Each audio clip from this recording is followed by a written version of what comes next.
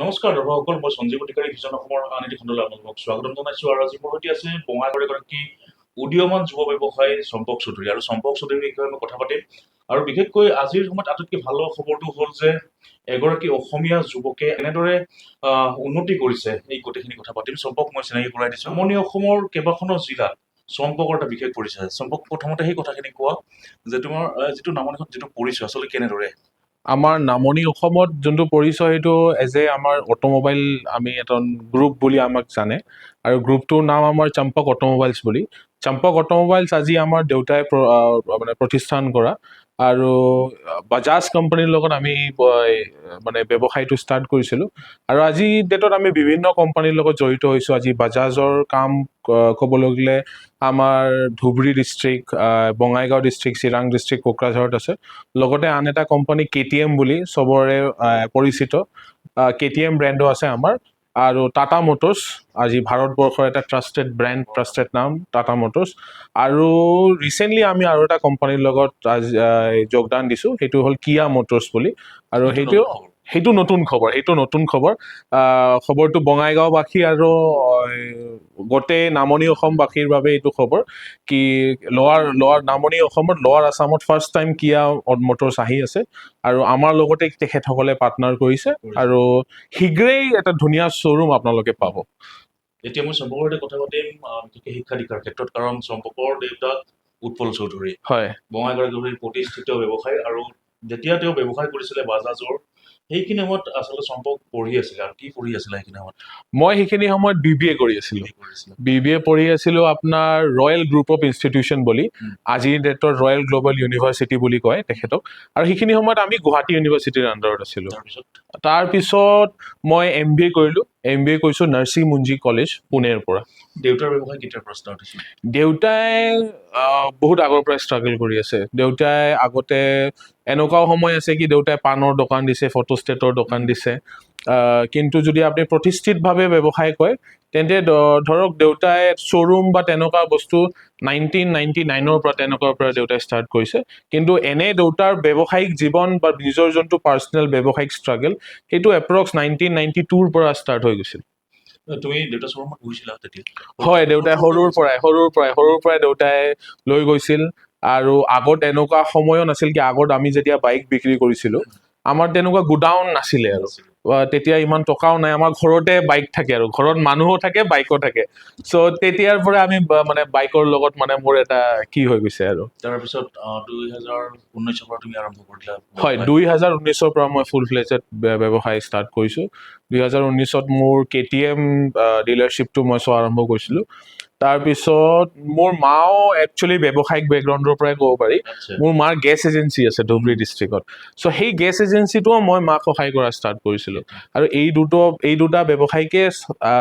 মানে চোৱা চিতা মই কৰিছিলোঁ মানে 2019ত। 2019ত মই প্লেন কৰিছোঁ কি মই MBAটো কৰিম। আৰু সেইখিনি সময়ত কি হ'ল, ক'ভিড আহি গ'ল। ক'ভিড অহাৰ পিছত যিহেতু ব্যৱসায় প্ৰতিষ্ঠান চব বন্ধ আছিলে, মই ভাবিলোঁ কি এইখিনি সময়ত নিজা স্কিল কিয় ডেভেলপ কৰা নাযায়। মই যদি পঢ়ি আহিছোঁ, যদি গ্ৰেজুৱেশ্যন কৰি পিনে মই আজি ব্যৱসায়ত সোমাইছোঁ, মাষ্টাৰ ডিগ্ৰী এটা থাকিলে ভাল হ'ব। আৰু এটা সমাজতো এটা এনেকুৱা এটা পৰিৱেশ আছে কি মানুহে ভাবে কি বেপাৰীবোৰ বেছি পঢ়া লিখা নহয় বা পঢ়া শুনা নকৰে। সেই সূত্ৰেও মই ভাবিলোঁ কি নাই, মাষ্টাৰ ডিগ্ৰীটো মই লওঁ। আৰু সেই সূত্ৰে মই সেইখিনি সময়ত ৰেগুলাৰ কৰ্চতে আমি জইন কৰিছিলোঁ। চাকৰি মই কৰিব পাৰিলোহেঁতেন, কিন্তু এইটো কথা আপুনি সুধিছে মোক বহুত ভাল লাগিছে। মই একচুৱেলি চাকৰি কৰাই মাইণ্ডছেট আছিলে। মই দেউতাকক কৈছিলোঁ কি মই চাকৰি কৰোঁ, বম্বে, বেংগলোৰত চাকৰি কৰিম। তেতিয়া দেউতাই ইম'চনেলি হৈ মোক এটা কথা সুধিছে, তুমি চাকৰি কৰিবা চম্পক, হয়তো বহুত ভাল বেতনলৈকেও গৈ পাবা, তোমাৰ যিখিনি স্মাৰ্টনেছ বা কি মই গম পাওঁ। কিন্তু দেউতাই কৈছে কি সেই টকাটো দি তোমাৰ খালি নিজৰ ঘৰৰ 4জন মানুহৰ পৰিয়াল চলিব। আজি আমি এখন ব্যৱসায়িক প্ৰতিষ্ঠান যেতিয়া চলাওঁ, আজি মোৰ লগত নিয়াৰ এবাউট 200ৰ পৰা 250 মানুহ জড়িত হৈ আছে। 200ৰ পৰা 250 মানুহ যদি আপুনি 200ৰ পৰা 250 পৰিয়াল ধৰে, তেনে মোৰ দেউতাই কৈছিলে কি এই পৰিয়ালক যে আমাৰ কাৰণে চলি আছে, সেইটো এটা ডাঙৰ আশীৰ্বাদ। নিবনুৱা সংস্থাপন হৈ আছে। আৰু দেউতাই কৈছিল কি এই আশীৰ্বাদটো মানে চবকে নিদিয়ে ভগৱানে, কি চবে এনেকুৱা এটা প্ৰতিষ্ঠান থিয় কৰি পিনে ইমান মানুহক কৰ্মৰত কৰিব পাৰে। দেউতাই তেতিয়াই কৈছিল কি ব্যৱসায়তে কৰিছা কেনেকুৱা লাগে। বিকজ আজি মই 4 চকীয়া বিক্ৰী কৰোঁ। আজি এটা মধ্যমবৰ্গী পৰিয়ালৰ কাৰণে নিজৰ ঘৰৰ পিছত চবতছে ডাঙৰ যোনটো ইনভেষ্টমেণ্ট হ'ল সেই 4-চকীয়া গাড়ীখন আৰু মই যেতিয়া ব্যৱসায় জইনো কৰিছিলোঁ দেউতাই মোক কৈছিলে কি আমি বহুত এনেকুৱা এটা কাম কৰো দেখাতে আমি হয়তো বাইক বা কিবা বিক্ৰী কৰো কিন্তু দেউতাই কৈছিলে কি আমি কিন্তু সপোন বিক্ৰী কৰো দেউতাই মোক কৈছিলে কি এটা ক্লাছ 10 পাছ কৰা ল'ৰা এটা সপোন থাকে বাইক কিনা আৰু এটা মধ্যমবৰ্গী পৰিয়ালৰ এটা ল'ৰাৰ এটা সপোন থাকি নিজৰ মাক এখন 4-চকীয়া বাহনত ফুৰাব নিজৰ মা দেউতাক সো সেই সূত্ৰে আজিও আমি কেতিয়াবা কিছুমান বস্তু নিজে বিক্ৰী কৰো আমাৰ সেই ইমোশনটো নাহে বাট মই এতিয়াও চাওঁ কি মোৰ কেতিয়াবা যেতিয়া গাড়ী ডেলিভাৰী হয় মানুহে কান্দে ইয়াতে মানে সেই গাড়ীখন তেখেতে ইমান কষ্ট ভাবে বা আজিৰ পৰা হয়তো 7-8 বছৰ আগত তেখেতে এই সপোনখন চাইছিলে কি এখন গাড়ী লৈ যাব আৰু যেতিয়া তেখেতে সেই গাড়ীখন লৈ যায় তেখেতৰ চকুত একদম জলজলা পানী থাকে আৰু সেইটোৱে ভাল লাগে কি আমি সপোন মানুহৰ সপোন মানে পূৰণ কৰিব পাৰি আছো নামনি অসমত আমাৰ নিজা শ্বৰুম যদি আপুনি কয় নিজা শ্বৰুম আমাৰ 5টা আছে আজি বঙাইগাঁৱতে ক'ব গ'লে আমাৰ 2টা আছে চিৰাঙত এটা আছে আৰু চাপটগ্ৰামত এটা আছে ধুবুৰীত এটা আছে আৰু আগন্তুক কালত আৰু 2টা আহি আছে আপোনাৰ বিজনীত মোৰ নিজা শ্বৰুম আহি আছে আৰু কাজলগাঁৱতো আমি এটা নিজাকে কৰি আছো টাটাৰ মোৰ এই পৰ্যায়লৈকে মোৰ 3টা শ্বৰুম আছে টাটাৰ এটা আমাৰ বঙাইগাঁও ডিষ্ট্ৰিক্টত ইয়াতে আছে পাগলাস্থান বুলি জগাটো আৰু তাৰপিছত আনটো আছে কোকৰাঝাৰ ডিষ্ট্ৰিক্টত আৰু মানিকপুৰ পাটিলা দহাত মোৰ আৰু এটা শ্বৰুম আছে টাটা মটৰ্ছৰ কিয়াটো ক'ত হ'ব কিয়াটো আমাৰ হ'ব প্ৰথম শ্বৰুম মই ইয়াতে খুলিম আপোনাৰ এই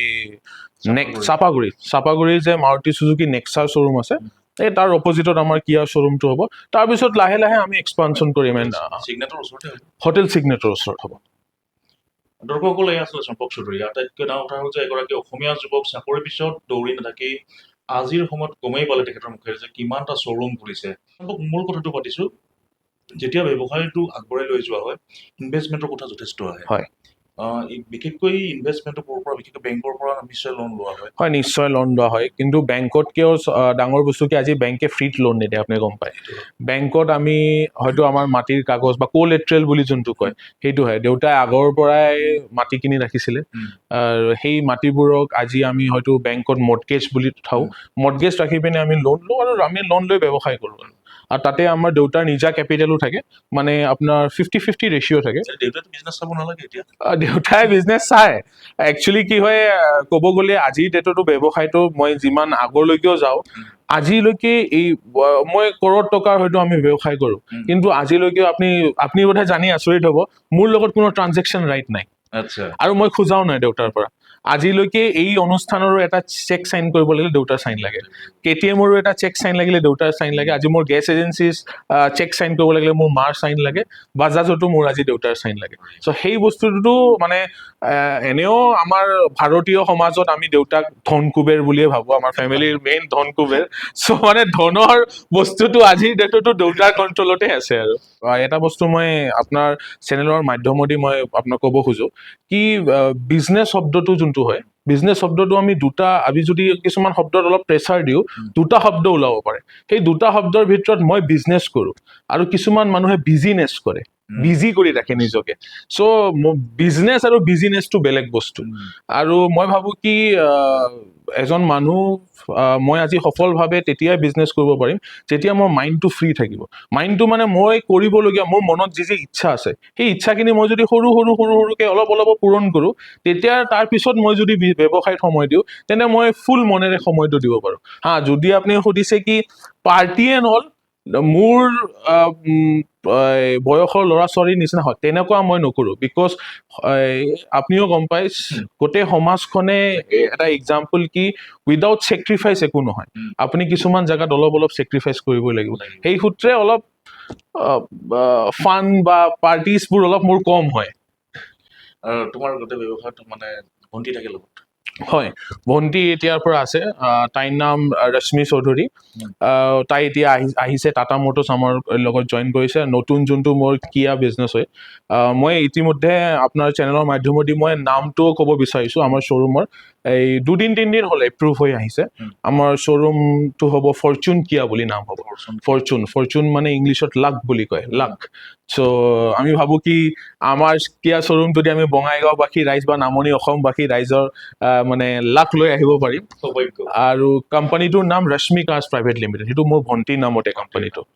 એટલે ভণ্টি মোটামুটি আৰু এজন ওনাৰ হিচাপে বহি যাব হয় হয় আমাৰ দেউতাৰ সপোনে এনেকুৱা কি যাতে ৰাতিপুৱা আমি উঠো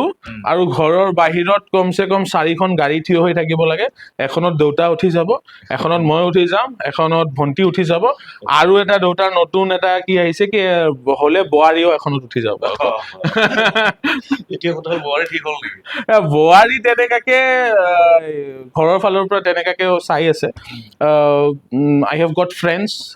আই have got people who I've shared connections মই কিছুমান মানুহৰ লগত স্পেচিয়েল কানেকশ্যনছ আছে সময় সাপেক্ষে হ'লে হয়তো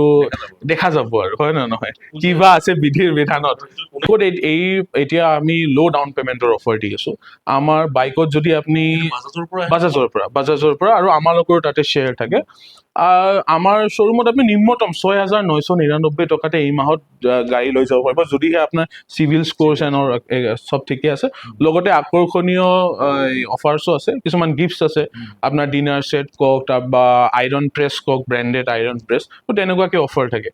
আৰু আমাৰ টাটা শ্ব'ৰুমতো আছে আপুনি এই মাহত আমাৰ পৰা গাড়ী লৈ যাব পাৰিব নিম্নতম ডাউন পে'মেণ্ট 29,990 টকা টাটাৰ মূলতো কোনখন গাড়ী আটাইতকৈ বেছি বিক্ৰী হয়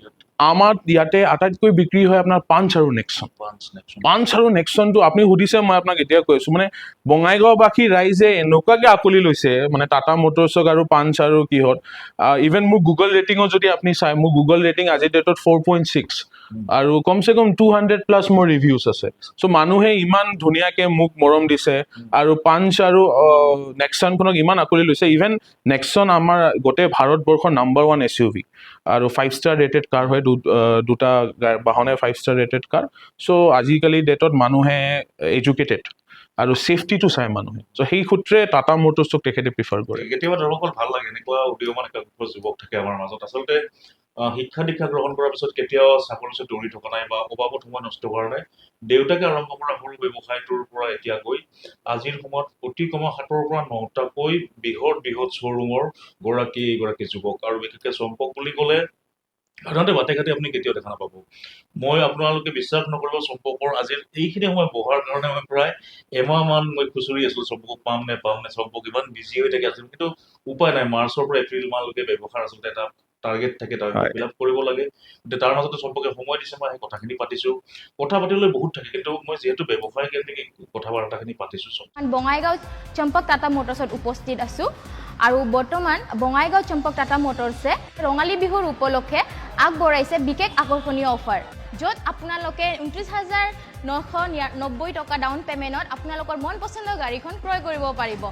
আৰু লগতে যদি আপুনি চৰকাৰী চাকৰিয়াল হয় তেতিয়াহ'লে আপোনালোকৰ কাৰণে আৰু এটা বিশেষ অফাৰ যিটো হৈছে আপোনাৰ কৰ্পৰেট অফাৰ হয় আপোনালোকে ঠিকে শুনা পাইছে য'ত নেকি আপোনালোকৰ পাব ইঞ্চুৰেঞ্চৰ পৰা 15,000ৰ পৰা 20,000লৈকে কেছ ডিছকাউণ্ট আৰু লগতে চম্পক অট'মোবাইলছে আগবঢ়াইছে ইজি ফাইনেন্স ফেচিলিটি যদিহে আপোনালোকে ভাবিছে আমাৰ ধামাকা অফাৰটো শেষ পাইছে দেন আপুনি ভুল ভাবিছে যিকোনো গাড়ীত আপুনি ক্ৰয় কৰিলে 3,000 টকালৈকে এচেছৰিজ ফ্ৰী পাব এই চাওক মই এতিয়া বৰ্তমান উপস্থিত আছো চম্পক অট'মোবাইলছৰ ষ্টক ইয়াৰ্ডত পুনম কাষ্টমাৰ ভাবিব পাৰে গাড়ী এখন বুক কৰিলে 5-6 মাহ ৱেটিং পিৰিয়ড থাকে বাট আমাৰ শ্ব'ৰুমৰ এইটো নহয় আপোনাক মই গ্ৰাউণ্ড ৰিয়েলিটিটো দেখাই আছো চাওক ইয়াতে পাঞ্চ হেৰিয়াৰ নেক্সন গোটেইখিনি আমাৰ ইয়াতে এভেইলেবল আছে তাৰে লগত আপোনালোকে যদি এখন পুৰণা গাড়ী এক্সচেঞ্জ কৰিব খুজি আছে আপোনালোকে কৰিব পাৰে কাৰণ আমাৰ ইয়াতে এক্সচেঞ্জ ফেচিলিটি এভেইলেবল আছে আপোনালোকে আহক পুৰণা গাড়ীখন দি পেলাই নতুন গাড়ী এখন লৈ যাওক এই অফাৰটো আপোনাৰ এপ্ৰিল মাহলৈকে এভেইলেবল থাকিব